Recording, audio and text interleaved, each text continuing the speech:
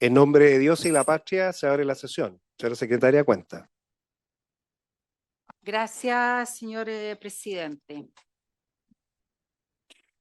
Para la sesión de hoy día, aparte de la señora ministra de Defensa, que ya está presente, están invitados la superintendenta de Electricidad y Combustibles y el superintendente de Servicios Sanitarios, y ambos por compromisos que tenían agendados. Van a estar presentes, pero por vía telemática, por Zoom. Pero mandaron las presentaciones y ya están en sus carpetas o se las vamos a distribuir. Y también tenemos una comunicación que entiendo le llegó a usted, presidente, de la señora Francisca Reyes, que es académica de la Universidad Católica y investigadora asociada del Instituto Milenio de Socioecología Costera. Señala que está desarrollando un estudio para conocer las barreras y facilitadores que afectan el uso de la evidencia y conocimiento de investigación en el Congreso de Chile. E invita, obviamente de manera voluntaria, a los miembros de la comisión a responder una encuesta que, si usted así lo dispone, presidente, le vamos a enviar los antecedentes y el link a ustedes para que lo consideren. Ella señala que esto va a permitir identificar y analizar las barreras y facilitadores que afectan el uso de la evidencia, como dije, y el conocimiento de investigación en el proceso de la formación de la ley. Y por último, hay 6 oficios de distintos ministerios y órganos públicos en que están enviando información en cumplimiento de glosas presupuestarias de la Ley de Presupuestos del sector público para este año. Así que, señor presidente, si usted así lo dispone, lo vamos a enviar a sus correos porque es información extensa. ¿Mm? Eso es, presidente. Muchas gracias, señora secretaria. Distribuyamos los informes que se han recibido a los integrantes de la comisión. Pidámosle a la ministra y a sus asesores que ingresen a la sala y también ingresemos a la sala virtual a los que van a exponer. Si a los miembros de la comisión le parece, accederíamos a la solicitud de encuesta que se está pidiendo. Si estarían de acuerdo para que se les enviara el link. Muy bien, se toma el acuerdo, se envía el link. Senadora Proboste, tiene la palabra. Sí, presidente, mire, en temas varios y en el marco de el proyecto de ley sobre protección de la infraestructura crítica, boletín 16.14302, aprovecho de saludar a la ministra. Eh, Creo que atendida las consideraciones al orden penal que contempla el proyecto de ley, sería bueno poder solicitar la opinión en derecho a la excelentísima Corte Suprema de Justicia. Sí. ¿Ya? ¿Está Eso solicitado? ya se solicitó. Y quiero entregar por escrito mis primera propuesta de invitados al proyecto. Por la secretaria. Muchas gracias, senadora Proboste. Le agradecemos la lista, me parecen estupendos. Vamos a seguir haciendo llegar a la Secretaría y se le pide a los integrantes de la comisión la propuesta de nombres para poder ir escuchando cada una de las áreas y sectores, entendiendo que estamos discutiendo por primera vez el tema de la infraestructura crítica nacional y obviamente por el valor que tiene la importancia de su protección. Precisamente el motivo es continuar escuchando. Nos corresponde hoy recibir a la ministra de Defensa Nacional.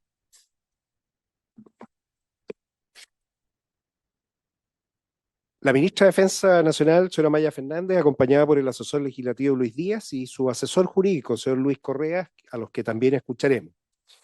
Y por Zoom, y ya los tenemos en pantalla, le damos la más cordial bienvenida de la Superintendencia de Electricidad y Combustible a la señora superintendenta, señora Marta Cabeza, acompañada de la jefa de división jurídica, señora Nadia Muñoz, y de la Superintendencia de Servicios Sanitarios, también vía Zoom, al superintendente, señor Jorge Rigas, acompañado del jefe de la división de fiscalización, señor Gabriel Zamorán. Damos a continuación la palabra a la ministra de Defensa Nacional, señora Maya Fernández. Muy buenas tardes ya, presidente. Saludar a los senadores, a todos los que nos acompañan. Me compara, como usted dice, parte de los asesores que han trabajado el proyecto y también la posibilidad de que ellos ya, desde el punto de vista técnicamente, también puedan aportar. Como bien usted dice, este proyecto tiene 4 objetivos generales, que es establecer criterios para determinar qué se entenderá por infraestructura crítica del país, crear instrumentos de planificación y gestión para la protección de la infraestructura crítica, establecer obligaciones para los operadores públicos y privados de la infraestructura catalogada como crítica, determinar las atribuciones y deberes de las Fuerzas Armadas y seguridad y orden público en el caso de despliegue ordenado por infraestructura crítica. Entonces, aquí hay este proyecto que consta con 31 artículos y 6 títulos, tiene una serie de disposiciones generales, instrumentos de disposición y gestión para la protección de infraestructura crítica. Dentro de las disposiciones generales, de hecho, especifica que estas disposiciones de infraestructura no se aplicarán en el Ministerio de Defensa ni en las Fuerzas Armadas y sus organismos dependientes, ya que ellos tienen la propia normativa de resguardo sujeto a la ley. Entonces, eso queda establecido en las disposiciones generales. Respecto a los instrumentos de planificación y gestión para la protección de infraestructura crítica, se identifican 6 principales instrumentos de planificación y gestión que corresponden al listado de sectores y subsectores estratégicos, criterios de criticidad e impacto que permiten valorar la calificación de infraestructura crítica, Catálogo Nacional de Infraestructura Crítica, Plan Nacional de Infraestructura Crítica, Planes Regionales de Protección de Infraestructura Crítica y Plan Operador para la Protección de Infraestructura Crítica. Sobre los planes regionales, nacionales y regionales, se establece para su definición que se deberá considerar un informe con recomendación del Ministerio de Defensa, la Agencia Nacional de Inteligencia, entre otros actores. Creo que era importante decirlo. Específicamente, voy a apagar el celular en un segundo. Ahí está. En las atribuciones y deberes de la Fuerza Armada en la protección de la infraestructura crítica, que es la parte que me corresponde a mí ser más específica, se incorpora en el artículo 23 las atribuciones del oficial general, que será designado por el presidente de la República, y en los artículos 24 al 27 atribuciones especiales para la Fuerza Armada en el ejercicio de esta función. Entre estas funciones tenemos el control de entrada y salida del perímetro que se defina como infraestructura crítica, el control de identidad y registro de vestimenta, equipajes y vehículos, la detención en los términos de los artículos 120, 130, 131 y 134, todos del Código Procesal Penal. Además, ante las faltas previstas en los artículos 495 número 1 y 496 número 1, ambos del Código Penal, ante transgresión de orden de autoridad respecto a restricciones de entrada y salida o tránsito o desobediencia de una orden de detenerse. Esto es la parte más novedosa, es decir, aquí finalmente quien está en cargo del perímetro van a tener la posibilidad, obviamente, de generar el control tanto la entrada y la salida, poder tener control de identidad y registro, y en caso también de vestimenta y vehículo, y la detención de aquellas personas bajo los artículos que he planteado. Se debe dar publicidad de las medidas que se adopten para la protección de una infraestructura crítica, es decir, creo que eso es importante, y además se incorporan las reglas del uso de la fuerza, entendiendo que además en este momento se está debatiendo ya el proyecto, está en votación particular, de hecho está continuando su votación particular el proyecto que fue presentado por el Ejecutivo en la Cámara respecto al uso de la fuerza. Para esto establecido, mientras no salga el proyecto, obviamente tenemos las que son del DFL1 del 2023, ahí con la excepción de una de las reglas, que ahí podemos explicarlo, si me permite, a través de Luis Correo más específicamente, porque no está en la ley actual, en el proyecto de ley. Y uno de los temas que nosotros sí creíamos que debería incorporar era que no se vio inicialmente al Estado Mayor Conjunto como asesor técnico del ministro o la ministra de Defensa, porque no estaba planteado. Creemos que eso era muy importante, y en lo que refiere a defensa, básicamente es eso, y bueno, y abrir el debate y poder tener una conversación. Muchas gracias, presidente. Muchas gracias, ministra. Le solicitaríamos nos pueda hacer llegar el documento de apoyo el cual usted usó para después poder manejarlo. Entiendo que va a seguir profundizando el asesor jurídico para poder ir viendo en detalle cada uno de los temas. Muy bien. Le damos la palabra entonces al asesor jurídico, señor Luis Correa. Adelante.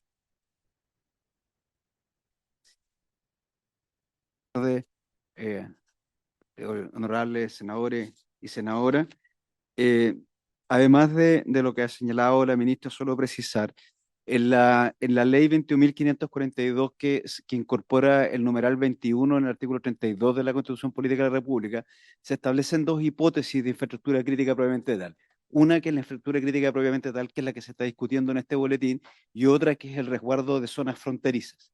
Eh, en ambas, digamos, el proyecto actual es el que refiere, digamos, a la infraestructura crítica propiamente tal, donde se establece algunos, como ha señalado la ministra, algunas cuestiones que son relevantes, que tienen que ver con los establecimientos de los criterios para identificar la infraestructura crítica, la creación de instrumentos específicos para la protección y gestión de la infraestructura crítica, las obligaciones para los operadores públicos y privados y las atribuciones, digamos, que tendrán las Fuerzas Armadas de orden y seguridad. Quisiera, si usted me lo permite, Presidenta, hacer una distinción con una regla que ya existe y ponerlo a disposición de esta comisión, que tiene que ver con la regla del artículo 352 del Código del Trabajo. La regla del artículo 352 del Código del Trabajo, que no tiene que ver con esto, solo lo explico a modo de ilustrar este debate, es un decreto, es una resolución que se dicta por tanto el Ministerio de Defensa, el Ministerio de Trabajo, respecto de aquellas empresas que no tienen derecho o solicitan no tener derecho a huelga por tener, digamos, relevancia para los efectos de la seguridad nacional, y esto está amparado en dictámenes de la OIT. Actualmente digamos, está redactado, está para la publicación este decreto supremo que se elabora con el asesoramiento técnico del EMCO, y generalmente se ha señalado por parte del EMCO, y hago esta observación, que se trata de áreas como el gas, la electricidad y el sanitario, pero insisto, tiene un propósito diferente, naturalmente, digamos, que es al propósito que busca, digamos, el número 21 del artículo 32.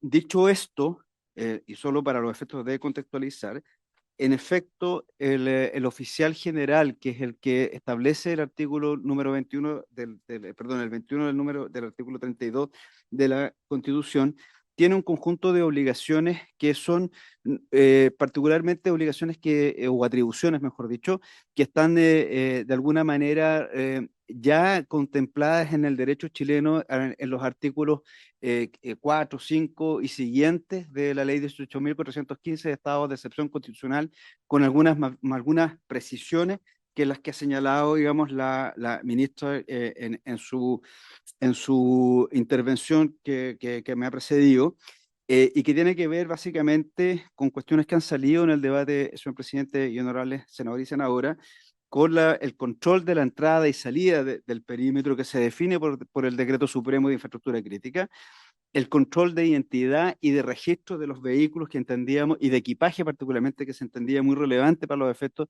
de la protección de la infraestructura crítica, el deber de publicidad respecto de las medidas de protección de infraestructura crítica, pero me quiero detener un par de segundos, y a propósito de lo que señala la honorable senadora Proboste por intermedio del señor presidente respecto del requerimiento conforme al artículo 76 de la Constitución a la Corte Suprema. En efecto, hay en la experiencia acumulada de los estados de excepción constitucional, tanto los que de emergencia como aquellos que son relacionados o han estado relacionados con la pandemia que vivimos a propósito del COVID, se incorpora una facultad para la fuerza, tanto para el oficial general y los funcionarios policiales que estén bajo su tutela o bajo su mando, mejor dicho, que tiene que ver con que aquella orden que emita la autoridad, y en este caso el oficial general, sea considerada para los efectos del artículo 395 y 496 del Código Penal, es decir, aquellas faltas que ya están consideradas en el Código Penal y que son las instrucciones de la autoridad, sean posibles para los efectos del oficial general ordenar o al funcionario que está a su cargo la detención. Esto es bastante relevante porque de no mediar esta regla, y por eso que lo destaco como una cuestión novedosa, hay otras reglas, pero de no mediar esta regla, usted puede hacer un control e impartir una instrucción, pero no tener facultades para detener, y sino en las mesas técnicas que con la siempre necesaria asesoría de nuestros auditores conforme a las reglas ordinarias del Código de Justicia Militar, se nos señaló, y revisando la jurisprudencia y los dictámenes que se habían dictado, se nos señaló que esta era una cuestión bien relevante, como una cuestión novedosa. Dos cuestiones simplemente para concluir, que tienen que ver con lo que señalaba la ministra, que tiene se incorpora en este proyecto de ley en las reglas relacionadas específicamente con las atribuciones y facultades, digamos, del oficial general que se designa por decreto supremo, eh, reglas de uso de la fuerza. Y estas reglas de uso de la fuerza, en rigor, no son muy novedosas las que ya contiene el decreto con fuerza ley número 1, que es el decreto que es, por decirlo de alguna manera, la ejecución normativa de la hipótesis del resguardo de zona fronteriza, que ya está considerado en el numeral 21 de la Constitución. Hay una particularidad, que es la que señalaba la ministra por intermedio de su presidente, que se suprime la posibilidad de efectuar disparos de advertencia con el arma sin apuntar a persona. Y esto tiene que ver más bien con que el proyecto de ley que se está tramitando en primer trámite, o sea, primer trámite constitucional, bien digo, ante las Comisiones Unidas de Seguridad y Constitución, boletín 15.805, considera un estatuto diferente en el diseño propiamente tal de las reglas de uso de la fuerza, y entonces pareció pertinente, como no está considerada en ese diseño de ese proyecto, no innovar, digamos, en este proyecto de ley respecto de esta particular regla de uso de la fuerza. Y por último, para no extenderme, incorpora una cuestión que ha sido y que fue debatida, entiendo que también en esta comisión, a propósito de los proyectos de infraestructura crítica en su minuto, que era incorporar la facultad que tiene el Estado Mayor Conjunto en el artículo 25 de la Ley Orgánica del Ministerio de Defensa, que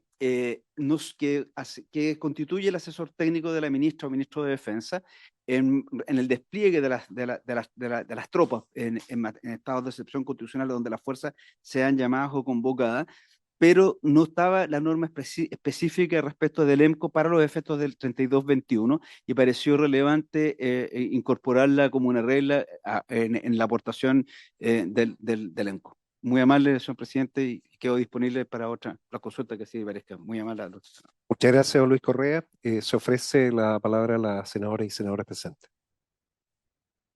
Mire, solo dos cosas en términos muy Senador Cruz Coque, adelante. en términos muy generales y partiendo, revisando de principio hacia más adelante el proyecto como está. Primero, yo vuelvo a llamar la atención sobre lo que había levantado la senadora Proboste en la sesión anterior respecto de que parece extraño que si esto efectivamente que está definiendo, haciendo ciertas definiciones generales respecto de sectores, subsectores estratégicos, respecto de la participación de las Fuerzas Armadas y una serie de normas que se van a aplicar sobre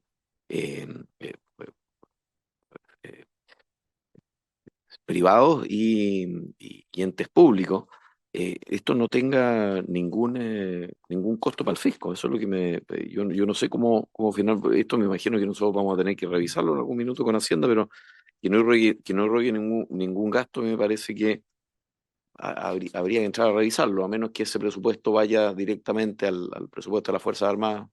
Posteriormente se vea en ley de presupuesto como primera cosa.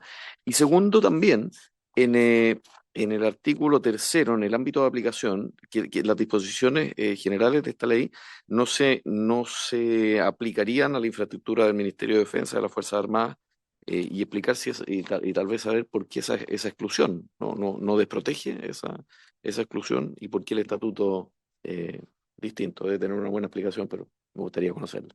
Muchas gracias, senador Cruz Coque. Senadora Proboste. Muchas gracias, presidente. Mire, saludar a la ministra, a su equipo. Cuando iniciamos la tramitación de este proyecto de ley el 22 de agosto, fue el primer martes que tuvimos a la ministra del Interior. Efectivamente, como lo recuerda el senador Cruzco, que nos llamó la atención en que el informe financiero no irrogara gastos, siendo que cuando en la lectura de este proyecto de ley hay efectivamente nuevas funciones que se le asignan tanto al propio ministerio como a las agencias que están consideradas en el proyecto de ley y acciones. Entonces, uno dice, bueno, si vamos a tener nuevas acciones sin presupuesto, es también una situación que es compleja. Entonces, si pudiésemos tener mayor detalle de aquello.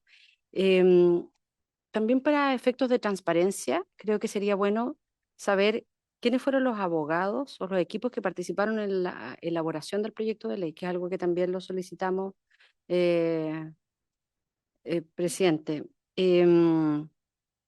Creo que además es importante un tema que no me deja de llamar la atención y en lo que se hacía alusión también por parte del asesor legislativo, es que particularmente en el título quinto del proyecto de ley, del artículo 22 al artículo 29, se establece en este proyecto de ley una serie de iniciativas referidas a la que regula el uso de la fuerza. Y nosotros actualmente en el Parlamento tenemos 3 proyectos de ley. Uno de ellos, el Ejecutivo se comprometió a hacer, ingresar indicaciones al proyecto de la Cámara. Entonces, creo que esto, además de la moción que nosotros hemos presentado en la Comisión de Defensa, entonces a mí me parece que es bien oportuno preguntarle al Ejecutivo cómo se va a tratar este tema, sabiendo que hay 3 proyectos en donde se está abordando el uso de la fuerza. eh, Nos parece que es complejo de cómo se incorpora este tema. Y lo otro, presidente, que analizando el proyecto de ley, pero analizando también lo que ha ocurrido en los últimos días en nuestro país, y nos decían familias en Bichuquén, por ejemplo, que la energía eléctrica demoró una semana en llegar a algunos vecinos de los sectores más rurales de Bichuquén. Pero llama la atención en que este proyecto de infraestructura crítica no tenga ninguna alusión a los temas de cambio climático. Entonces, ¿cómo está viendo el ministerio también los temas de protección en materia de infraestructura crítica asociados a un componente que es evidente, que es el cambio climático? Eso. Muchas gracias, senadora Proste. A mí me gustaría consultar varios temas. Quiero irme al artículo 9, si pueden ir al documento, numeral 3, donde dice que se debe definir un sistema de alerta temprana y monitoreo de incidentes. Definir un sistema de alerta tempranas y monitoreo de incidentes. Este es un tema que está directamente relacionado con el Ministerio de Defensa, puesto que es el que tiene a su cargo 4 de las 7 agencias que componen el sistema de inteligencia del Estado. Y esto es un tema no menor. Nuestra infraestructura crítica puede ser objeto de ataques y para eso tenemos que tener niveles de alerta. Una condición normal, bueno, Estados Unidos tiene los DEFCON 1, DEFCON 2, DEFCON 3, DEFCON 4. ¿Cuáles son los niveles de alerta? ¿Qué es lo que vamos a hacer en cada uno de ellos? Condición normal, no pasa nada, están los vigilantes normales. Condición un poco más complicada, se contratan vigilantes privados. Esta ley debe conversar con lo que se está discutiendo en la Comisión de Seguridad, la nueva ley de vigilantes privados, con la nueva superintendencia que va a regular el tema de la vigilancia privada. Porque ellos pueden estar perfectamente autorizados a hacer cosas que se necesitaría un vigilante armado y para eso no es necesario tener a las Fuerzas Armadas. Entonces hay que ir definiendo, esto es muy complejo, o sea, tenemos una cantidad de industrias de las cuales dependemos. Yo solamente quiero poner un ejemplo de la subsistencia alimentaria. Necesitamos alimentarnos todos los días, o sea, aparte del agua, que lo vamos a ver, y la proteína a la mejor viene del mar. Y resulta que Chile nunca se va a morir de hambre porque tiene la pesca al lado, pero tenemos que llegar con esos recursos. O sea, entender qué significan las cadenas de logística, las cadenas de las cuales dependemos y cómo las protegemos. Pero para eso hay que construir este sistema. Y ahí es donde me gustaría ver de qué forma, porque está bien definirlo, pero cómo lo llevamos a la práctica. Esto va a tener un costo, cuáles van a ser los criterios y cómo se gatilla la alarma estratégica. Esta reforma constitucional está prevista no para hacer algo después, porque ya es muy tarde, ya nos destruyeron la infraestructura crítica. Está prevista para hacerlo antes. Entonces, ¿cómo se para eso? Porque si no tendríamos un estado de excepción. O sea, mire, ya pasó, en realidad usemos un estado de excepción. ¿Cómo usamos fuerzas militares si es que es necesario? Puede que sea necesario subir a duplicar la cantidad de vigilantes privados y con eso ya se soluciona el problema, teniendo en consideración que hay 60.000 carabineros en Chile, pero hay 254.000 vigilantes privados inscritos en el sistema, o sea, gente que podría prestar servicio y que resolverían bastante bien los problemas que tenemos. Entonces, la primera pregunta va el cómo va a funcionar el sistema de inteligencia del Estado, de qué manera vamos a definir los niveles, cuáles van a ser esos niveles, cómo eso conversa con nuestra planificación. La primera pregunta. Y ese va al artículo 9, numeral 3. Después en el artículo 11, numeral 4, las medidas de respuesta frente a ataques para reducir impacto. O sea, básicamente hacer una demostración, y cuando digo una demostración, basta que una caravana o un grupo de vehículos pase militares en un lugar, genera disuasión. Y eso va oye, ¿sabes qué más? No están preparados. Y nada más, o sea, las respuestas no tienen que ser totales, no es on-off, es todo un empleo de medios que se están ocupando, es el Estado que tiene la capacidad para actuar y que genera las medidas disuasivas primero y bueno, más efectivas después. Yo quiero recordar, los puertos ya tienen establecidos sistemas de protección, ellos tienen el código ISPS, es un código internacional de protección, con niveles ISPS. Ahí donde yo estoy diciendo, si queremos más o menos homologar algo, podemos usar los criterios de ISPS, códigos de protección portuaria, porque se van subiendo los niveles de alerta y obviamente se van poniendo más medidas, más controles, más seguridad para evitar el ataque. ¿Sí? Lo que tenemos que hacer es evitar que se ataque nuestra infraestructura crítica. Me llaman siempre la atención los tiempos de respuesta, o sea, que demos 24 horas para avisar algo. La verdad es que tiene que haber un método mucho más rápido. Bueno, vámonos al título 5, artículos 22 y 23. ¿De quién depende el oficial general? ¿De quién depende? Si nombramos a un oficial general, pero ¿de quién depende? Depende directo del presidente que tiene la atribución presidencial. Tenemos que definirlo, tenemos que definir la cadena de mando. La cadena de mando es esencial para ver todas las responsabilidades de cada uno, que estén directamente a cargo. Los perímetros, ¿cómo se van a definir? ¿Cuál va a ser el criterio? Defensa en profundidad, de marcar un área, decir área con control militar, de marcar otra área interior. Aquí tenemos infraestructura crítica, si usted cruza ya esta línea, le van a disparar. Y eso mirando al revés, en un sistema penitenciario, en una cárcel, las cárceles tienen dos muros. Tienen un muro interior para evitar que aquellos reos salgan al exterior, pero tienen otro muro más hacia afuera, que es para evitar que las personas entren. Y en ese foso, ese lugar, es una línea de tiro, y por eso existen vigilantes armados que van a disparar. Y existe la fuerza necesaria para que esa infraestructura esté protegida. Entonces, ese es el método de protección de esa infraestructura. Bueno, si llevamos lo mismo al revés, puede que sea una infraestructura crítica, pero que esté debidamente demarcado. Eso pareciera que tenemos solo un perímetro de acción, pero no tenemos definido las diferentes áreas de actuación, y esto va a estar directamente relacionado por la criticidad que tenga el equipamiento que haya que proteger, porque ¿qué justifica el uso del empleo de la fuerza legítima del Estado sobre una persona? Estamos hablando de fuerza letal. Entonces eso tiene que quedar debidamente definido para que converse con la regla de uso de la fuerza. Y ahí lo que señalaba la senadora Proboste es muy importante. Si hay algo que todos los proyectos van a necesitar, son reglas de uso de la fuerza claras para que las personas sepan exactamente la forma que deben proceder, y cumpliéndolas, esas personas no queden en la condición de inculpado, que es lo que pasa cuando no se definen correctamente las cosas. Es lo que me gustaría que analicemos en profundidad y veamos, y por lo pronto escuchar la respuesta que ustedes nos pueden dar. Muchas gracias. Sí, de los tres, claro, eso vamos a pedirle a algunos expertos que nos hagan una comparación de los proyectos. Gracias. Ministro. Muchas gracias, presidente. Algunas cosas voy a avanzar yo y otras, si me permite, más técnicamente, el abogado Luis Correa. Respecto a los abogados que participaron en defensa, son quienes están acá. Luis Correa y Luis Díaz, los dos se llaman Luis. Pero como un proyecto conjunto con el interior, por eso. Claro, nosotros nos juntamos permanentemente, es decir, sobre todo los equipos técnicos con los equipos de interior.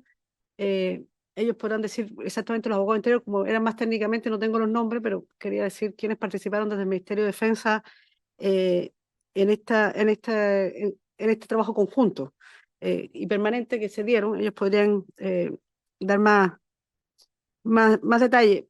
Recuerdo que cuando se presentó todavía en el Parlamento el proyecto anterior de infraestructura crítica, una de las cosas que nos manifestó el Estado Mayor, que en algunos municipios al otro día casi el 100% de todo lo que tenían querían declarar infraestructura crítica. Entonces se generó, es decir, teníamos municipios que habían 600 establecimientos que podrían ser infraestructura crítica, y eso generó un colapso, porque no tenemos capacidad, el Estado tampoco, para definir que todo es infraestructura crítica. Alguien podría decir, bueno, todo podría ser importante. Entonces es muy importante, a propósito de lo que se dice, cómo se designa qué cosa es infraestructura crítica. En el caso de la RUF, a propósito de lo que plantea la senadora, Puede explayar en eso. hay que hacer un levantamiento primero de por qué es una infraestructura crítica. Claro, Eh, pero por ejemplo, perdón, presidente, lo que uno espera es que esta definición esté avalada en función de qué, en función de el número de personas afectadas, el impacto económico en función de lo que se deteriora, el impacto medioambiental, el impacto público, social. Entonces, si nos puede ilustrar, ministra, cómo define la infraestructura crítica al proyecto. el artículo 6 de acá, pues. No tengo el sexto acá. Enseguida se lo... Es decir, aquí nosotros vamos a tener, entre otras cosas, tengo el pero para ir más en detalle, un catálogo nacional de infraestructura crítica que se va a tener que conformar. Va a haber un plan nacional, planes regionales, y como dice, también los criterios tienen que ver con... Aquí para ver. Para no saberlo de memoria.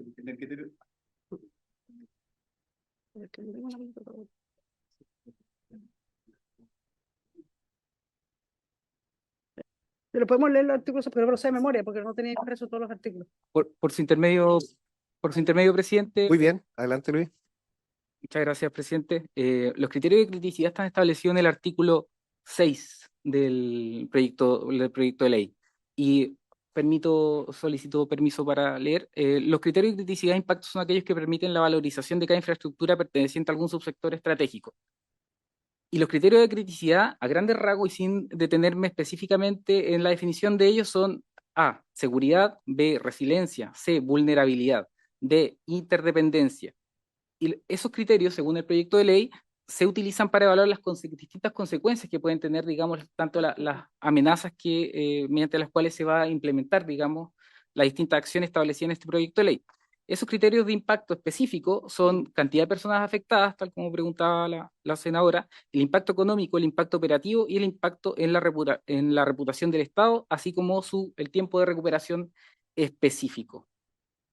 Muchas gracias. Muchas gracias Luis, qué bueno que hayas citado el artículo 6. Efectivamente, tenemos que partir de una matriz de impacto, y aquí faltó probabilidad de ocurrencia. La ocurrencia es la matriz de riesgo, tiene probabilidad de ocurrencia e impacto. Después vemos la criticidad, porque hay eventos que pueden ocurrir y otros que pueden no ocurrir. O sea, la probabilidad de ocurrencia puede ser muy lejana, pero el impacto puede ser gigantesco. Y para eso hay que hacer planes de mitigación. O sea, ¿qué pasa si llegáramos a estar en este evento? Entonces vamos a pedir en su momento que sea el tema de ocurrencia, la probabilidad de ocurrencia también considerado en los planes, para que estos planes conversen bien. Se definió la interdependencia, que está bien, esa dentro de los sectores, pero falta la dependencia uno a otro. Un sistema depende de un transformador bueno, ese transformador es el crítico porque ese es el que dentro del sistema hace que se caiga. Hay varios elementos y por eso se preguntaba quiénes participaron, porque esto es algo que es conocido. Quizás la mejor literatura es la española. La ley del 2011 de España de infraestructura crítica es una buena base.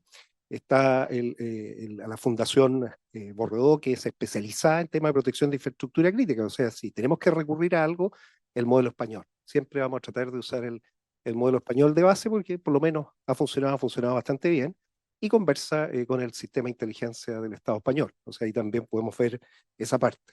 Pero efectivamente estamos de acuerdo, esa es la forma correcta de poder definir qué es crítico, y también hago propio lo que se señaló respecto a la industria estratégica, que ya está definida, la cual obviamente no puede tener el derecho a la huelga porque genera un problema, un impacto. O sea, ese ya sabemos quiénes son, es relativamente fácil, y tenemos que ver que los planes de ellos consideren la eventualidad que se requiera a las Fuerzas Armadas. O sea, integrar un nuevo actor requiere revisar los planes y también requiere entrenamiento. Y esto es un tema de costos. El hacer un ensayo, una prueba de ver cómo se va a hacer con alguna fuerza, tiene que ser parte probablemente de los ejercicios característicos que las fuerzas desplegadas en las diferentes regiones hagan, que conozcan el lugar físicamente, conozcan las personas, sepan los problemas, y eso es parte de los planes. O sea, todos los planes, tanto de las industrias como de las Fuerzas Armadas, en la eventualidad que concurrieran, tienen que conversar. Seguimos dándole la palabra para que puedan seguir contestando las preguntas. Respecto a la RUF, entendiendo lo que plantea la senadora Proboste, hoy en día se está debatiendo un proyecto que presentó el Ejecutivo a propósito en la Cámara de Diputados, donde ya se están votando las indicaciones que presentadas tanto por el Ejecutivo como por los parlamentarios. Ese proyecto va avanzando. En algún momento tuvimos una reunión acá respecto a los proyectos de RUF con la Comisión de Defensa a propósito de eso. Y claro, la idea es que una vez que llegue el proyecto al Senado, ver cómo pueden cohabitar los proyectos. Muchos de los temas que tenía este proyecto eran recogidos por el proyecto que entiendo presentaron los senadores acá, y me imagino que también van a tener que conversar. Ese proyecto está avanzando en la Cámara, ya se está votando en particular, y por tanto, no sé cuántas sesiones podrán quedarle para que, no sé cuántas sesiones quedarán más o menos. Hay 3 sesiones, ministro, por el término del presidente, hasta el 13 de septiembre, al menos están fijadas la votación en particular de las indicaciones tanto del Ejecutivo como las indicaciones que presentaron los diputados y diputadas. Exactamente. Entonces, eso. Mientras tanto, obviamente, la ley queda establecida el uso de la fuerza que está establecido por el DFL1 del 2023. Esas son las reglas hasta que tengamos reglas con rango legal. Por tanto, esas son las que estarían vigentes en el sentido hasta que tengamos un proyecto de ley con rango legal del uso de la fuerza.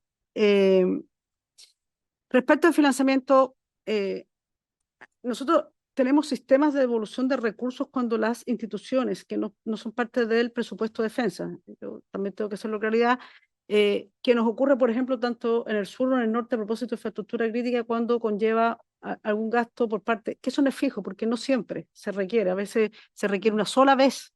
Entonces, eso se conversa con la DIPRES a propósito del evento específico. Entonces,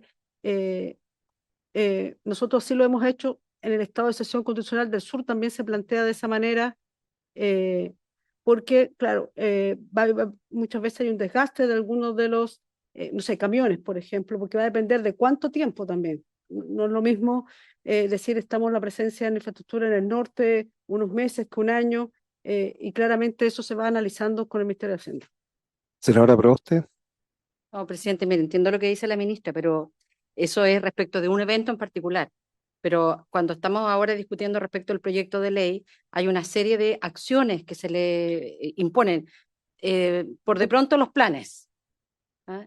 Todo eso conlleva recursos asociados. Entonces, la pregunta va más asociada no al evento en particular, sino a todo el despliegue que se requiere para implementar la ley. Entonces, claramente ahí la respuesta no supera con creces un evento en particular. Y yo quisiera aprovechar, presidente, otra consulta que tiene que ver con el catálogo que elabora el ministerio, que usted ha planteado también en el marco de la criticidad que se tiene que abordar. Porque cuando uno lo compara, por ejemplo, este catálogo con el modelo español, a diferencia de lo que hace la ley en España, aquí se establece un número determinado de años. Entonces dice 4 años. Y uno espera que este catálogo sea bastante más flexible, tanto para ingresar infraestructura como para sacar infraestructura, como para dar de baja de ese catálogo de infraestructura. Entonces, me gustaría preguntarle a la ministra por qué se toma ese criterio. Muy bien, senador Cruzcoque. Preguntarle por el intermedio y a la ministra o a su asesor legislativo eventualmente. Que estamos hablando del capítulo cuarto de gobierno, el artículo 32, ¿verdad? Y las atribuciones especiales del presidente de la República. Y por otra parte, en el artículo 8 de la ley de base, ¿verdad?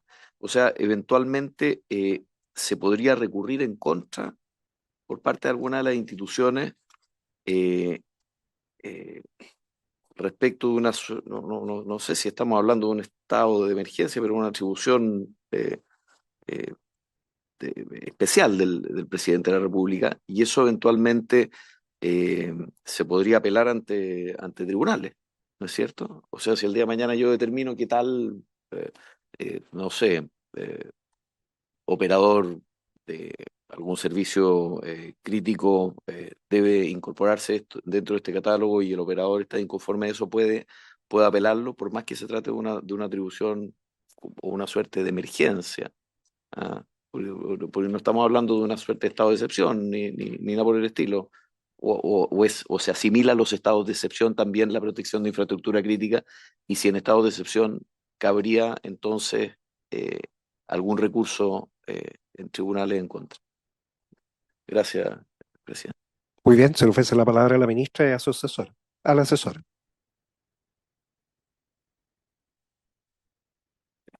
Honorable senador, efectivamente en el artículo 8 se establece sí, se establecen algunas imposiciones y entiendo que fue requerido un informe por el artículo 76 a la Excelentísima Corte Suprema, y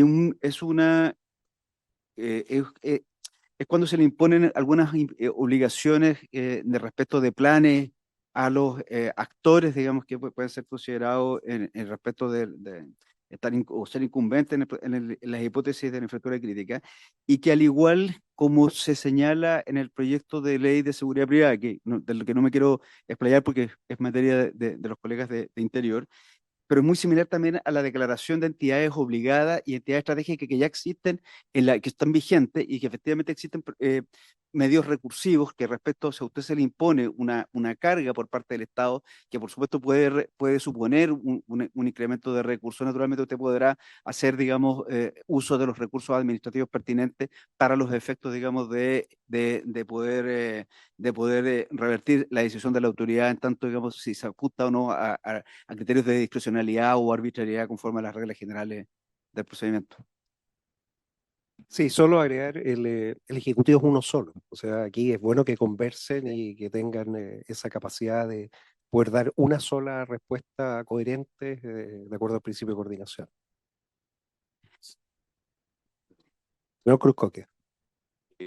No, presidente, solamente tratar de entender si se asimila el artículo 32, número 21, a una suerte de estado de excepción o no, y si operaría en el caso de que lo fuera o que fuese asimilable, la oposición de aquellos órganos públicos que están regidos por la ley de base. Eso, porque como que me parece que se produce como una suerte de contradicción en los hechos, más allá de lo que usted señala, que efectivamente, claro, es el gobierno o el ejecutivo el que está señalando que se va a establecer este catálogo sobre la base de esta infraestructura crítica, que de pronto aparezca alguna infraestructura crítica que depende del Estado, yendo a tribunales a objetar aquello que el Ejecutivo ha señalado. Me parece que, no, por eso que me llamó la atención, porque no sé cómo funciona, eventualmente tiene una buena explicación, pero la desconozco. Gracias, presidente.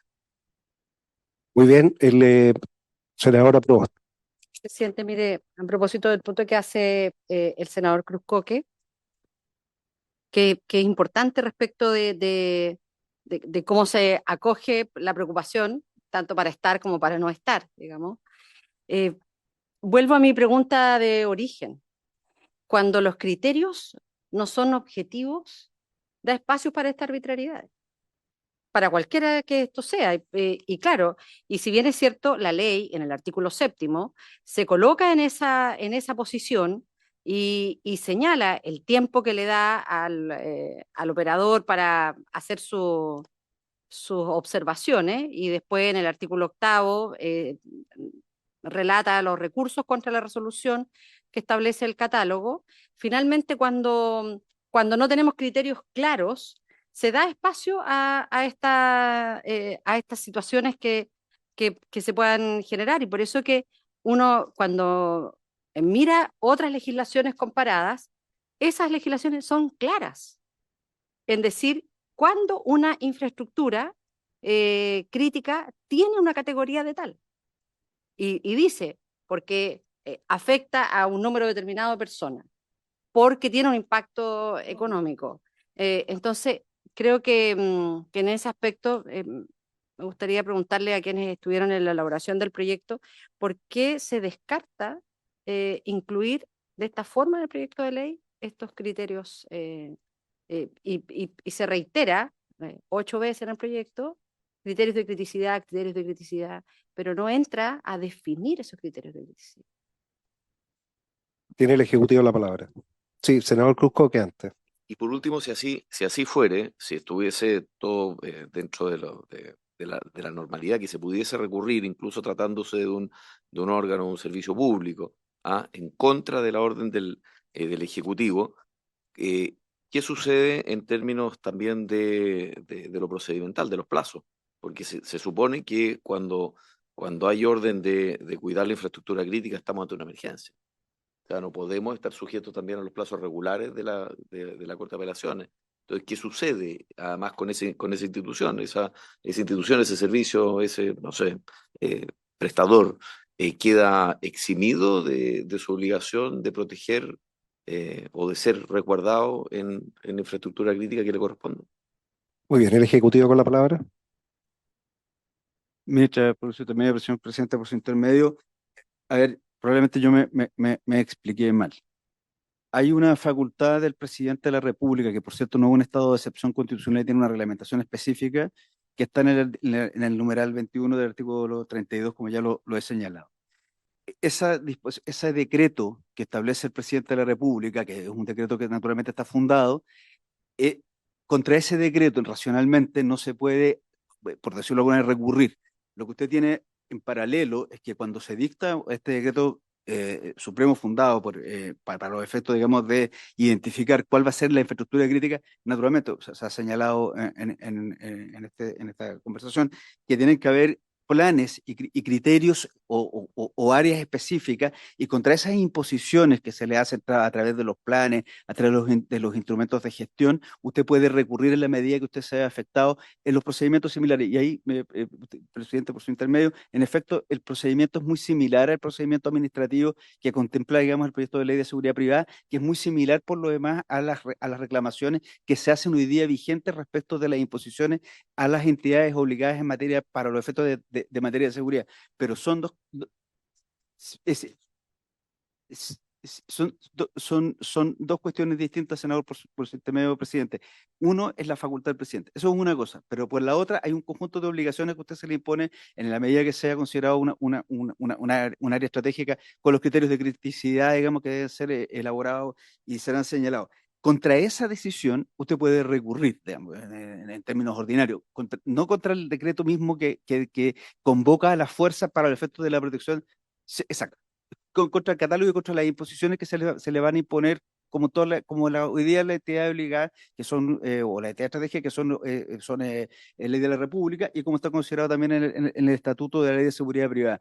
Pero me reitero, es cuando a usted se le impone como particular una obligación, por cierto, tiene las facultades recursivas, pero no respecto, no sé si me expreso bien, no respecto de la facultad que tiene el presidente de convocar a las fuerzas en un perímetro determinado y en una estructura determinada, que ya está señalado, como lo ha señalado el senador, el presidente de esta comisión, que por cierto tienen que estar definidos estos criterios, y por eso que estas resoluciones respecto de cuáles son las áreas, cuáles son los criterios que se adoptaron, cuáles son los planes, van primero se trata de una resolución fundada del Ministerio, digamos, del Interior, pero además en los planes y en los criterios, en los planes regionales y en los planes nacionales respecto de cómo se enfrenta la protección de infraestructura crítica, ciertamente se pide un informe a las agencias de inteligencia, señala la ANI en el proyecto, y al Ministerio de Defensa.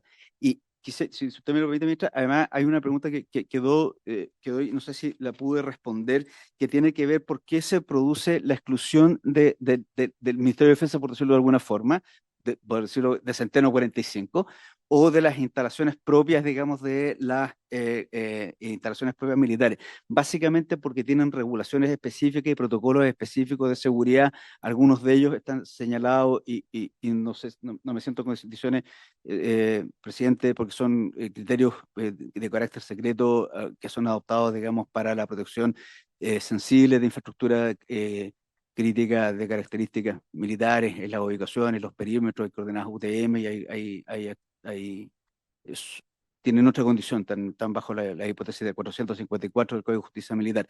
Por eso quedan excluidas, porque son distintas hipótesis. Y por último, respecto de las RUF, que creo que tampoco respondí eso, cómo dialogan los distintos proyectos de ley. Lo que sucede es que en el diseño, no me quiero explayar en esto, solo para poderlo entender, en el diseño que tiene el proyecto de ley del Ejecutivo que se está votando actualmente en la Comisión de Defensa, en la Comisión Unidas de Constitución y Seguridad de la Cámara, tiene un diseño que se puede discutir el diseño, pero tiene un diseño. Y este diseño dice relación con que tanto respecto de las hipótesis para las policías, las fuerzas de orden y seguridad, policía en general, como en el título tercero respecto de las Fuerzas Armadas, serán las propias policías, en su caso, en el artículo 10 de aquel proyecto, y serán las fuerzas, en el artículo 17 de aquel proyecto, las que definirán en una periodicidad de 4 años cuáles son las hipótesis, cuáles son las reglas de uso de la fuerza, cuáles son y cómo se traducen esta en un protocolo que digamos, será la regla de uso de la fuerza propiamente tal. ¿Cuál es y por qué es un diseño diferente el que se señala? Porque es la propia fuerza respecto de las 4 hipótesis constitucionales que tienen las Fuerzas Armadas para ser convocadas para el control del orden y la seguridad pública, y esas son, y igual que en el caso de las policías, son elaboradas por los organismos técnicos de las Fuerzas Armadas, sancionadas por el ministerio respectivo, que se traduce en la potestad reglamentaria del presidente o de la presidenta en su caso, para poderse constituir probablemente tal en un estatuto jurídico, con un estatuto único jurídico que permite, por cierto, de la certeza y permite, digamos, la invocación de las reglas que sean pertinentes. No sé si respondo Sí. respecto de eso. Muchas gracias, don Luis Correa. Para ponerlo en simple y sencillo, con criterios objetivos, tal como señaló la senadora Proboste, se va a hacer el listado, que se llama después un catálogo, sobre el cual el presidente podría, dentro de ese catálogo, elegir cuál se protegería, no otra. Eso, tal como señalaba la ministra, evita que cualquier alcalde pueda pedir que cualquier lugar sea protegido. No es el punto, o sea, limitar, o cualquier persona. Y solamente aquellos que tengan observaciones de por qué integran o no integran el catálogo son los que podrían recurrir, pero no a la decisión presidencial, pero esa se tiene que acotar sobre algo bien específico porque es sobre lo que se ha hecho el plan y el entrenamiento. O sea, no se puede pretender proteger algo que no se conoce. El senador Cruzco, que usted quería algo para poder terminar esta etapa. No sé si quedo del todo conforme, porque todavía me parecería extraño que eventualmente alguna infraestructura crítica que que esté sujeta a la ley de base, ¿verdad? Su jefe pueda recurrir ante tribunales para no integrar un catálogo, por ejemplo. No sé si yo lo estoy entendiendo mal eh, o por qué se habla aquí del silencio negativo, que no entiendo por qué estamos hablando de la ley de base acá, si se supone que esta es infraestructura pública en estricto rigor, ¿ah? Que tendría que tener no sé, un cierto principio de jerarquía respecto del presidente, ministro, jefe de servicio, ¿ah? Eh, entonces, o es una forma de resolución de pugna de competencia, conflicto de competencia entre órganos del Estado para que se pueda armar el catálogo. No quedo del todo conforme con la explicación, o no sé si tal vez con algún ejemplo usted me pudiese decir, mire, en el caso que, por ejemplo, tal cosa pasara en este ministerio, ¿ah? En este servicio, que ocurriera que esta infraestructura que protege o que está bajo el mando de tal ministerio y que se va a integrar al catálogo como protegida, eventualmente pudiese estar de inconforme y recurrir a la Corte de Apelaciones para no integrar el catálogo. Eso no logro entender el por qué estamos por qué estamos en la ley de base. Muchas gracias, senador Cruzcoque. Senadora Proboste. Presidente, mire, creo que es bien importante la consulta porque de hecho cuando uno va a indagar respecto de la norma española, la palabra apelación, recurrir no existe, porque hay criterios objetivos. Pero como seguimos pensando en esto y en el impacto que tiene en la vida de las personas para la definición de una infraestructura crítica, me gustaría preguntar si durante la discusión del proyecto de ley se tuvo la posibilidad de conversar con el sector privado o con las empresas del sistema de empresas públicas. Es una pregunta bien concreta. Muy bien, se ofrece la palabra al Ejecutivo. Sí, excuse. Sí, Sí, don Luis Correa. en la elaboración, senadora, por su intermedio, presidente, se consultó con las empresas, con los incumbentes, se escuchó en las mesas técnicas, inclusive se escuchó en las mesas técnicas también a la fuerza y a las policías, conforme, digamos, las cuestiones generales, y efectivamente a partir de esa experiencia es lo que se traduce en este proyecto de ley. Eh, eh, no sé si puedo a lo mejor aclararle por su intermedio, presidente, al senador Cusco, que, insisto, sucede que yo puedo dar un ejemplo, a lo mejor no es el más feliz de todos los ejemplos, pero quisiera que, lo que sucede no es que, por ejemplo, usted en el diseño del proyecto se defina como infraestructura crítica. Voy a poner un ejemplo: el Ministerio del Trabajo, que están huérfanos con si no me equivoco. Y que, por ejemplo, su secretario pudiese recurrir contra decir, mire, sabe que yo el edificio del Ministerio del Trabajo no puede ser considerado infraestructura crítica. No, como usted tiene razón, ahí hay impera, digamos, los principios generales de la administración del Estado, y por ende tiene que hacerlo. Pero si en el diseño también del proyecto, si yo impongo y considero, voy a hacer, esto puede ser el ejemplo más, no el ejemplo más feliz, pero si yo le impongo a propósito de este diseño que tiene que ver con los criterios, con las decisiones, y con los distintos parámetros, a una forestal, un conjunto de obligaciones, porque son obligaciones que le imponen, exacto, pero sí, lo que sucede es que lo que hay contra esa definición de un sector, una área estratégica, yo, como soy un sector, ya no pertenezco al Ejecutivo o al sector público, escúchame, yo sí tengo recursos porque me puede imponer obligaciones y que podrían eventualmente irrogarme gastos.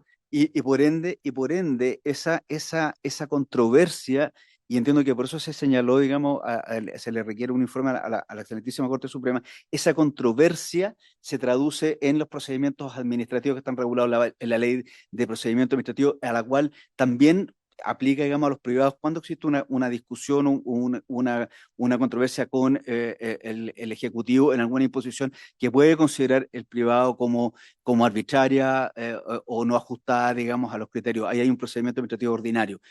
Por eso hice alusión a la similitud, no Muchas exactamente gracias, don Luis Correa. Le vamos a pedir entonces al Ejecutivo. Sí, senador Cruzcoque. Por lo mismo no se entiende entonces la referencia a la ley de base en la página 9. Porque efectivamente, si esto está sujeto obviamente, a la jerarquía propia de la administración del Estado, y no habría oposición posible al interior de los órganos del Estado, porque estamos haciendo referencia a la ley de base, porque uno entiende que una forestal o no sé, una compañía de agua, que está regulada, que está normada, pueda recurrir eventualmente si siente que se le está imponiendo una carga injusta, porque es una carga pública sobre un bien privado, ¿verdad? Por más regulado que esté. pero cuando estamos hablando de cargas públicas sobre bienes públicos, ¿por, por qué podría recurrir a los tribunales? Esa es la... No, y por qué estamos le, hablando sí, de ley de senador base y Cruzco, silencio que administrativo? lo vamos a Entonces, eso es solucionar. Lo vamos a mi pregunta. solucionar de esta manera. Le propongo, le vamos a pedir al Ejecutivo, dado que están aquí representados, nos haga llegar copia de las actas y minutas de las reuniones, para ver cómo se desarrolló, porque esta mesa técnica tiene que haber llegado a esa conclusión. No la vamos a poder resolver, pero sí pedir copias, para poder tenerlas a la vista y poder analizarlo. Efectivamente, lo que usted señala es un punto muy importante, nos hacemos cargo de él. También decirle al Ejecutivo a través del Ministerio de Defensa, que vamos a tener que revisar varios aspectos para que ya partan viendo aquellas cosas que no hemos dado cuenta de ustedes mismos, que aparecen evidentes. Lo que usted ha señalado, ministra, respecto a la participación del EMCO, el jefe de Estado Mayor a cargo, las líneas de mando, la cadena de mando, o sea, todos los elementos que han aparecido. Tenemos que seguir para poder escuchar, y la propuesta es darle 10 minutos a cada superintendencia, dejar las preguntas al final, cosa de poder tener tiempo para escuchar. En base a lo siguiente, le daríamos la palabra a la superintendenta de Electricidad y Combustibles de la SEC, la señora superintendenta, señora Marta Cabeza. Señora Marta, muy buenas tardes, tiene usted la palabra, puede activar el micrófono.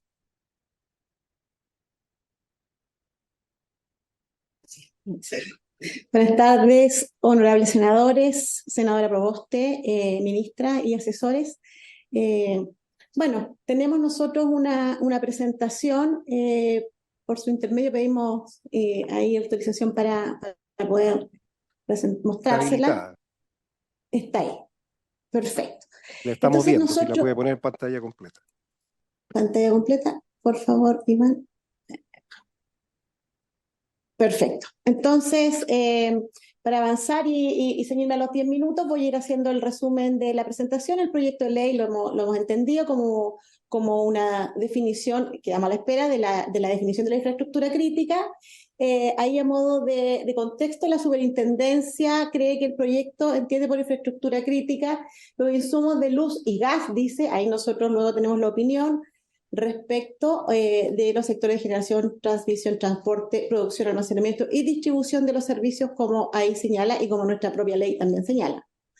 En cuanto a las funciones de relación con la infraestructura, bueno, lo propio que se decía desde el Ministerio de Defensa, el mensaje presidencial señala antecedentes de ordenamiento jurídico con el Ministerio del Trabajo, que compartimos en cuanto a señalar las empresas que pueden ejercer derecho a huelga, y que está en el artículo 362 y determina las empresas justamente que no pueden ejercer derecho a huelga. Y respecto a la SEC, participamos en la elaboración de esta resolución, que es triministerial, en nuestro caso el Ministerio de Energía y Trabajo. Por lo tanto, es una temática que tiene que ver con cómo nosotros también hemos ido informando aquello que creemos que es crítico para el funcionamiento de los usuarios finales. Como contexto nuevamente, la SEC fiscaliza en forma permanente que las personas naturales, tanto jurídicas, interpongan y analicen información que estén obligadas a entregar a través de fiscalización indirecta, y luego la fiscalización directa, que es contrastar la normativa con el cumplimiento en terreno. En virtud de lo que dispone el artículo 3 de la ley de la superintendencia, también tenemos ahí la atribución de poder adoptar las medidas que se estiman necesarias para la seguridad del público y el resguardo del derecho de los concesionarios y consumidores, lo cual hacemos pidiendo a la autoridad administrativa el auxilio de la fuerza pública cuando esto ocurre. Respecto al proyecto y la opinión de la superintendencia, nosotros creemos que justamente acercarse hacia una priorización de los distintos sectores es un deseable desde el punto de vista de la superintendencia.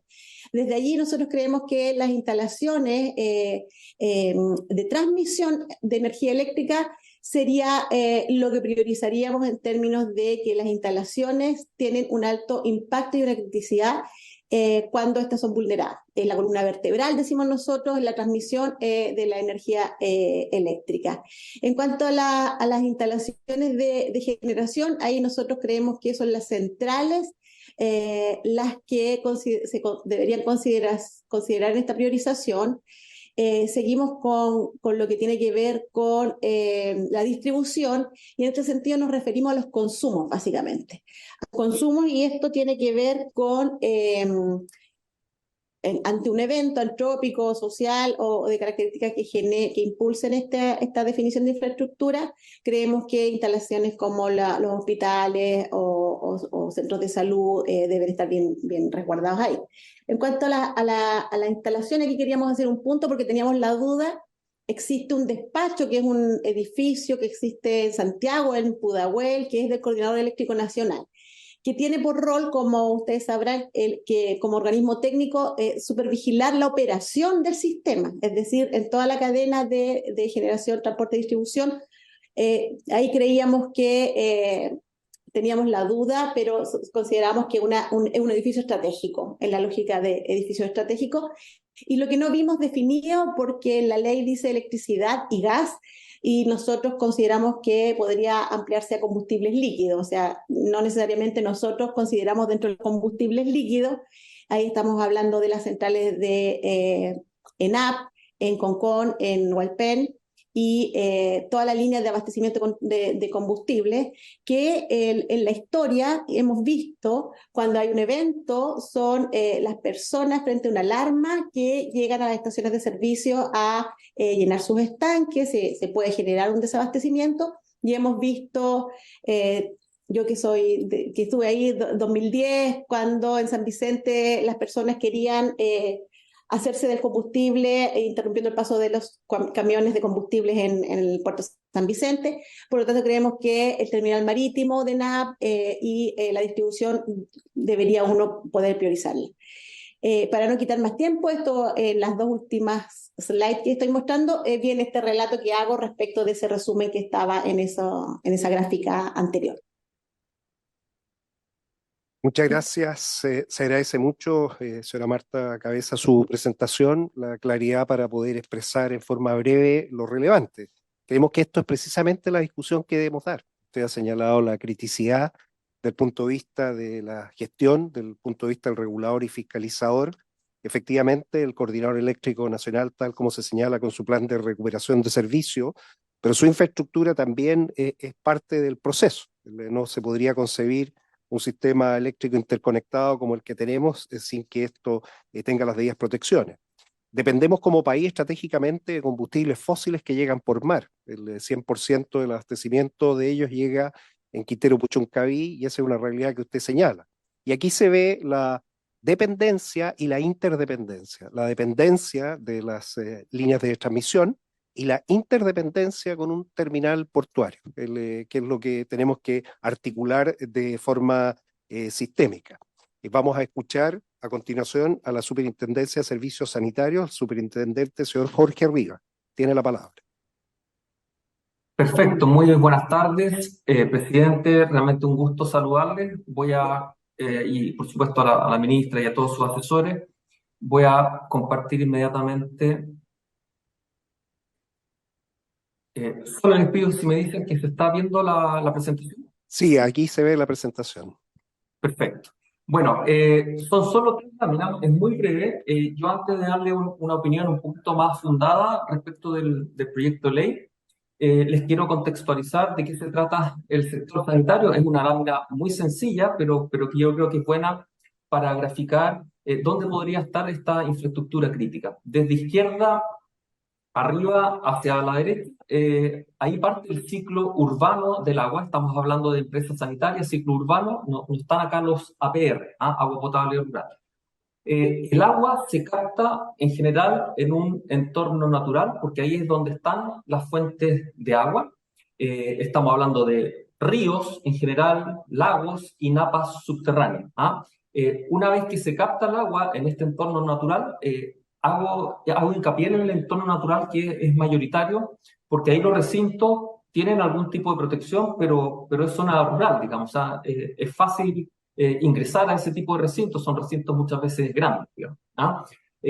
Ahí ya empieza la infraestructura misma, con una planta elevadora que toma el agua de esta fuente y la lleva a través de conducciones que en general van enterradas, algunas veces van por arriba del terreno, pero en general van enterradas. Son conducciones que pueden ser de algunos metros, de cientos de metros, pero también pueden ser conducciones de kilómetros. En el norte de Chile tenemos conducciones de 100 kilómetros y más también. y esa agua se lleva a una planta de tratamiento de agua potable. En esta planta de tratamiento de agua potable, en general, para las fuentes superficiales, son más grandes, tienen bastantes procesos.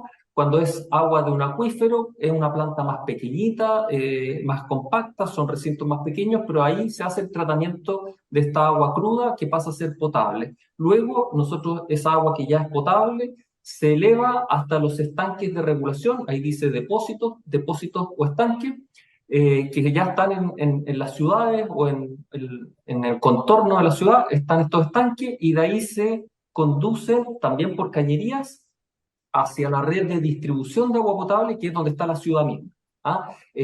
Las redes van bajo tierra y obviamente cubren toda la ciudad. Una vez que uno usa esta agua potable, se va por el alcantarillado, nuevamente una red que está en toda la ciudad del alcantarillado de agua servida, que se lleva por plantas elevadoras y nuevamente impulsiones, que a veces también son bastantes kilómetros, a una planta de tratamiento de agua servida.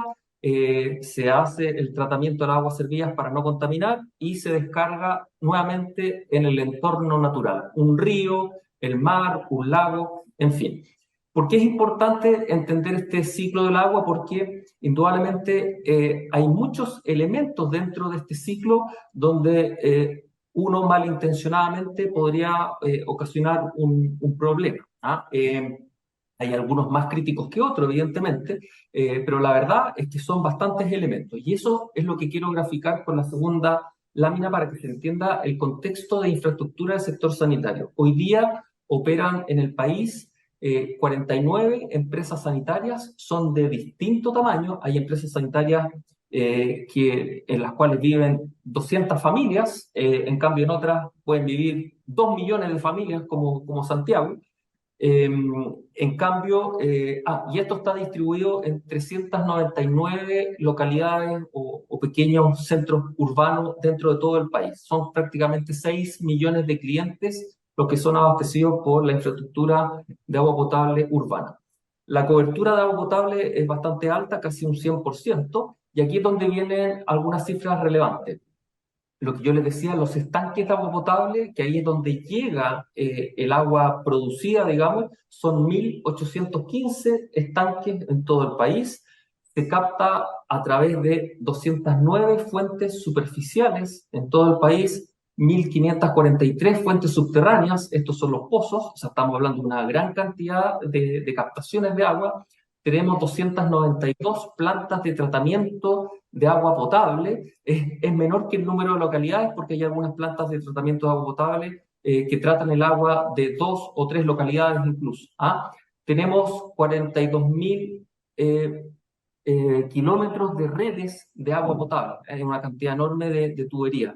En el alcantarillado nosotros tenemos una cobertura del 97,5%, todavía nos queda un poquitito de localidades en donde hay sectores que no tienen alcantarillado, pero de los clientes que tienen alcantarillado, la cobertura de tratamiento de agua servida es prácticamente completa, casi el 100%. Hay 302 plantas de tratamiento de agua servida en todo el país y hay 1.381 plantas elevadoras junto con casi 33.000 kilómetros de redes de agua servida. Esto para tener una dimensión de la cantidad de infraestructura sanitaria que hay en el país y que podría ser afectada por algún tipo de acto vandálico u otra situación. Ahora con esta lámina terminamos.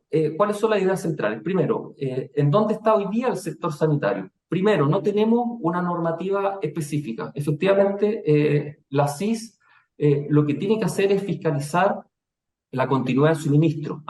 La continuidad de suministro es una de las principales obligaciones de las empresas sanitarias. Ellos a todo evento tienen que garantizar el agua las 24 horas del día, los 365 días del año. Y efectivamente, en los últimos años hemos estado discutiendo, con esta mirada de continuidad de suministro, algunos resguardos que se tienen que hacer en los recintos de agua potable, pero se van analizando caso a caso, ya que no tenemos una normativa específica. Segundo, por ahora no hay tantos actos vandálicos, la verdad es que son bastante acotados. se refieren más bien a robos de infraestructura. Muchas veces se roban tableros, se roban bombas y otras veces se roba agua, ¿ah? Sobre todo, bueno, hoy día también tenemos temas de campamento, de tomas irregulares, hay bastante robo de agua, pero no tantos actos vandálicos, son bastante acotados, ¿ya? Y finalmente, hoy día hay una muy alta automatización de los recintos de agua potable. Eh, Cada captación es un recinto que tiene un pequeño resguardo, tiene su cierre, pero no hay personal en general. Son muy poquitos los recintos donde hay personal, porque la mayoría son sistemas automatizados, ¿ya? Ese es el estado del arte del sector. Y aquí la conclusión. ¿Qué es lo que nos parece este proyecto de ley? La verdad es que estamos muy contentos, nos parece muy positivo, porque justamente nosotros ya veníamos trabajando en cómo poder normalizar, estandarizar el resguardo que tiene que tener esta infraestructura o los recintos más importantes, y la verdad es que este proyecto de ley nos cae como anillo al dedo, la verdad, porque vamos a poder tener un marco normativo claro, con reglas claras, que va a poder hacer avanzar el sector en justamente resguardar para que la continuidad de servicio sea más garantizada. Sin embargo, consideramos que hay desafíos, ¿ah? Y le pusimos la palabra acotar. ¿Por qué creemos que hay que acotar? Y este es nuestro gran desafío. Por una parte, tenemos que tener una metodología que nos entregue un listado acotado de infraestructura crítica. Yo les dije, son miles de instalaciones de infraestructura a lo largo de todo el país. Por supuesto que es irreal cubrir el 100%, así que va a ser muy interesante el desafío que vamos a tener para acotar este listado de infraestructura crítica y, por supuesto, también acotar qué impacto tarifario van a tener todos estos planes que tienen que hacerse para resguardar la infraestructura crítica.